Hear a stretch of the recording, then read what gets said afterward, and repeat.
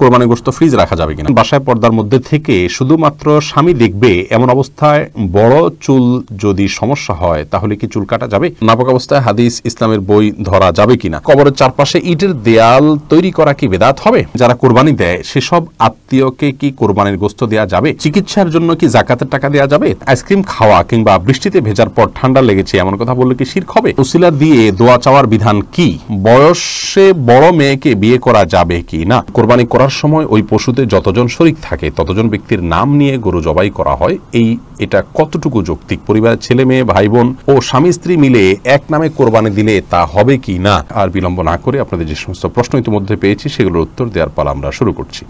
নাজরিন আক্তার জানতে চেয়েছেন, বাসায় পর্দার মধ্যে থেকে শুধুমাত্র স্বামী দেখবে এমন অবস্থায় বড় চুল যদি সমস্যা হয় তাহলে কি চুল কাটা যাবে, অসুবিধা নেই, চুল আপনি খুব বড় চুল হলে সেই অংশ আপনি কেটে ফেলতে পারেন।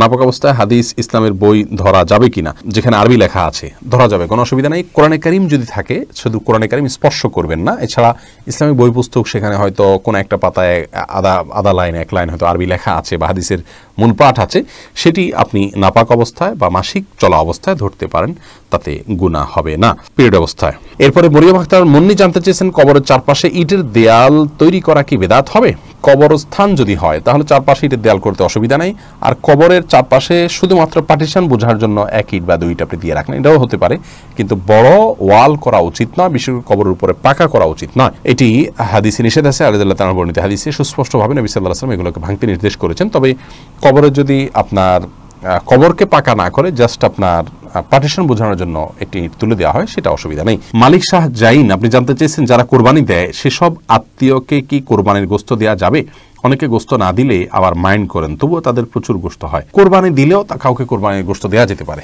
কারণ আল্লাহ রাব্বুল আলামিন কোরবানির গোশত সম্পর্কে কোরআন কারীমের একাধিক জায়গায় বলেছেন যে নিজে খাও এবং যারা অভাবী নন তাদেরকে, অন্য মানুষদেরকেও দাও, যারা অভাবী মানুষের কাছে চায় তাদেরকেও দাও। তার মানে এখানে আত্মীয় স্বজন যারা সলভেন্ট আছেন, আত্মীয়তার বন্ধনস্বরূপ তাদের জন্য কিছু হাদিয়া আপনি পাঠাতে পারেন, এতে কোনো দোষের কিছু নেই। মৌসুমী বৃষ্টি আপনি জানতে চেয়েছেন, আত্মীয়ের চিকিৎসার জন্য কি যাকাতের টাকা দেওয়া যাবে, তার অবস্থা আগে ভালো ছিল, এখন পরিবার উপার্জনক্ষম ব্যক্তি অসুস্থ, তার নিজের উপার্জন বন্ধ, সাহায্য নিয়ে নিজের স্বর্ণ বিক্রি করে চিকিৎসা চলছে, বোন বৃষ্টি অবশ্যই তাকে আপনি যাকাতের টাকা দিতে পারেন, কারণ জীবন মরণের ব্যাপার, আর তাছাড়া তার মৌলিক প্রয়োজন, চিকিৎসার প্রয়োজনে অবশ্যই তার বেঁচে থাকার জন্য এবং এই ধরনের চিকিৎসার জন্য অবশ্যই আপনি যাকাতের অর্থ দিতে পারেন, যেহেতু তিনি যাকাত খাওয়ার হকদার। বিপ্লব জিয়াম আপনি এডি থেকে জানতে চেয়েছেন, আইসক্রিম খাওয়া কিংবা বৃষ্টিতে ভেজার পর ঠান্ডা লেগেছে এমন কথা বললে কি শিরক হবে, সরাসরি এটাতে শিরকে আকবর হবে না, কিন্তু এগুলো যদি এমনভাবে বলেন যে আইসক্রিম খাওয়াতেই হয়েছে, বৃষ্টি ভেজার কারণেই হয়েছে, খুব স্ট্রেস দিয়ে বা এমনভাবে বললেন যে বোঝা গেল যে এটাই মূল কারণ, একমাত্র কারণ আপনি নির্দিষ্ট করে দিচ্ছেন, ফিক্স করে দিচ্ছেন, এরকম বললে সেটা শিরকে আসগর হবে, ছোট শিরক হবে, যেটি অ্যাভয়েড করা উচিত বা বর্জন করা উচিত। বৃষ্টি ভিজলাম এর পরেই ঠান্ডা লেগেছে, আল্লাহ ভালো জানে, হয়তো এই কারণেই হয়েছে, এরকম বলা যেতে পারে। আশিক আহমেদ জানতে চেয়েছেন, উসিলা দিয়ে দোয়া চাওয়ার বিধান কি, কারোর উসিলা দিয়ে কোনো আমলের উসিলা দিয়ে দোয়া করা যাবে কিনা। আমাদের দেশের উলামায়ে কেরামের দৃষ্টিভঙ্গি হলো হ্যাঁ, সমস্ত আমলেই আপনার কোনো নেককার মানুষের উসিলা দিয়ে দোয়া করা যাবে এবং আপনার রাসূল আকরাম সাল্লাল্লাহু আলাইহি ওয়াসাল্লাম উসিলা দিয়ে দোয়া করা যাবে বলে ওনারা বলেন, যদিও এক্ষেত্রেও ওলামায় অনেক আলেমগণ বলেন যে না, রাসূল আকরাম সাল্লাল্লাহু আলাইহি ওয়াসাল্লামের উসিলা দিয়ে দোয়া নয়, বরং জীবিত কোনো ব্যক্তি থাকলে তার আমলের উসিলা দিয়ে দোয়া করা যেতে পারে, তার উসিলা দিয়ে দোয়া করা যেতে পারে, বা নিজের কোনো নেক আমল উসিলা দিয়ে দোয়া করা যেতে পারে। যেমনটি দেখা গেছে যে 3 যুবক গুহায় গিয়েছেন, তাদের গুহার মুখে পাথর পড়ে গেছে, তারা নিজের আমলের উসিলা দোয়া করেছেন, তাদের দোয়া আল্লাহ তাআলা কবুল করেছেন। সেই সাথে রাসূল আকরাম সাল্লাল্লাহু আলাইহি ওয়াসাল্লাম তার চাচার উসিলা দিয়ে দোয়া করেছেন, তিনি জীবিত ছিলেন। এই সমস্ত হাদিসগুলোকে সামনে রেখে এই শর্ত এবং কন্ডিশনগুলো উলামায়ে কেরাম অনেকে দিয়ে থাকেন। মোহাম্মদ তানভীর জানতে চেয়েছেন, বয়সে বড় মেয়েকে বিয়ে করা যাবে কি না। অবশ্যই করা যাবে, বয়সে আপনার চাইতে আপনি যাকে বিয়ে করবেন তার বয়স যদি বেশি হয়, বিয়ে করাতে কোনো অসুবিধা নেই। নবী করিম সাল্লাল্লাহু আলাইহি ওয়াসাল্লাম নিজে বিবাহ করেছেন খাদিজা রাদিয়াল্লাহু তাআলা আনহাকে, তখন তার অনেক বেশি বয়স ছিল, নবী সাল্লাল্লাহু আলাইহি ওয়াসাল্লামের চাইতেও বেশি বয়স ছিল, বিধায় নিজের চাইতে বেশি বয়সের কাউকে বিবাহ করাতে ইসলামের শরীয়তের দৃষ্টিকোণ থেকে কোনো প্রকার বাধা নেই। বিবাহ নিয়ে আমাদের অনেক কুসংস্কার, আমরা বিধবা বিয়ে করতে চাই না, আমরা তালাকপ্রাপ্তা বিবাহ করতে চাই না, একবার বিয়ে হয়ে গেলে মনে করি জীবনের তরে বন্ধন হয়ে গেছে, কোনোভাবে ছুটলে দোষযুক্ত মনে করি। এইগুলোর সবগুলো আমাদের সমাজের অপসংস্কৃতি, এগুলো অনেক অন্যায়ের দুয়ারকে উন্মোচন করে। বিবাহ বিষয়টাকে শরীয়ত অনেক ইজি করেছে। সাহাবায়ে কেরাম পুরুষ হয়তো একাধিক বিয়ে করছেন, সেটাও যেমন তাদের কাছে স্বাভাবিক ছিল, নারীদেরও একাধিক জায়গা বিয়ে হচ্ছে সেটা সম্পূর্ণ স্বাভাবিক মনে করা হচ্ছে। এখন 2-3 জায়গা বিয়ে হলে, তালাক হলে তাকে মানুষ মনে করে যে লোকটা খারাপ বা ভালো মানুষ নয়। এটি সম্পূর্ণ একটি ষড়যন্ত্র অংশ। ইবলিস আমাদের সমাজকে অস্থিতিশীল করবার জন্য এই কালচারগুলো প্রবেশ করে দিয়েছে সমাজে। এগুলো আমাদের যত বেশি আমরা বুঝতে সক্ষম হব, ততই ইনশাআল্লাহ কল্যাণের পথে অগ্রসর হতে পারবো। এরপরে যে প্রশ্নে আমি দেখতে পাচ্ছি, তাহলে এমডি সাইদুর রহমান, আপনি জানতে চেয়েছেন, কোরবানি করার সময় ওই পশুতে যতজন শরীক থাকে ততজন ব্যক্তির নাম নিয়ে গরু জবাই করা হয়, এটা কতটুকু যৌক্তিক? ভাই সাইদুর রহমান, কোরবানি যেই কয়েকজন ব্যক্তির তরফ থেকে করা হয় তাদের প্রত্যেকের নাম উল্লেখ করা এটি আবশ্যক নয়। আপনারা যখন 2 জন, 5 জন, 7 জন বা 6 জন, যে কোনো সংখ্যক, সর্বোচ্চ 7 জন, এর ভিতরে যে কোনো সংখ্যক মানুষ একটা পশুতে আপনারা যখন অংশগ্রহণ করছেন এবং প্রত্যেকের একটা নির্দিষ্ট হিস্সা থাকছে, কোনো ভাঙতি হিস্সা থাকছে না, এমন না যে একটা গরুতে 7টা শেয়ার, একটা শেয়ার 2 জন মিলে নিলেন, এরকম কোনো অপশন নেই, সুযোগ নেই। অথবা একটা শেয়ার মিনিমাম 1 জন নিলেন অথবা একাধিক শেয়ার নিলেন।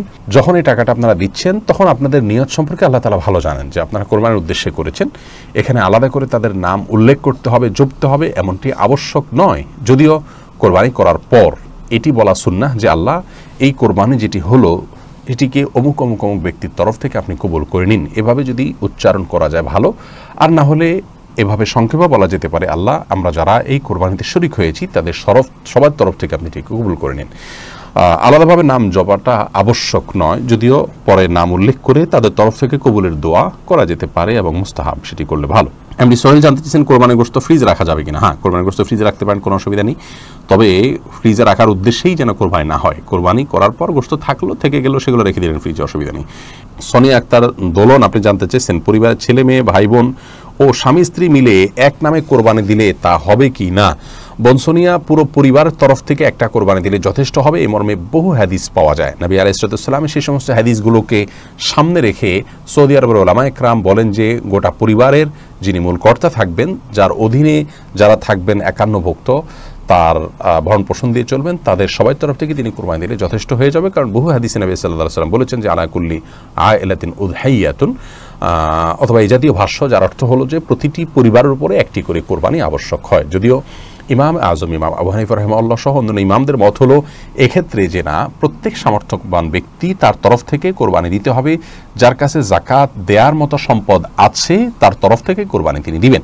অতএব পরিবারে একাধিক সদস্য যদি এ ধরনের অ্যাবিলিটি রাখেন, তাহলে একাধিক সদস্যকেই কোরবানি দিতে হবে। এই যে দ্বিতীয় মত যারা বলেন, তারা প্রথমোক্ত মতে যে হাদিস তারা পেশ করেছেন যে প্রত্যেক পরিবারের তরফ থেকে একটা কোরবানি হলে হবে, তারা ওইটার ব্যাখ্যা বলেন যে আসলে তখন একটা পরিবারে একজন কর্তা ছিলেন আর সবাই তার অধীনস্থ থাকতেন। একাধিক ব্যক্তি সাধারণত উপার্জন করতেন না। যখন উপার্জন হয়ে যেতেন, উপার্জনক্ষম হয়ে যেতেন ছেলেরা, তখন তারা বিবাহ করতেন এবং স্বাভাবিকভাবে তাদের আলাদা পরিবার উঠে দাঁড়াতো। তো নবী সাল্লাল্লাহু আলাইহি ওয়াসাল্লাম সেই দৃষ্টিকোণ থেকে বলেছেন।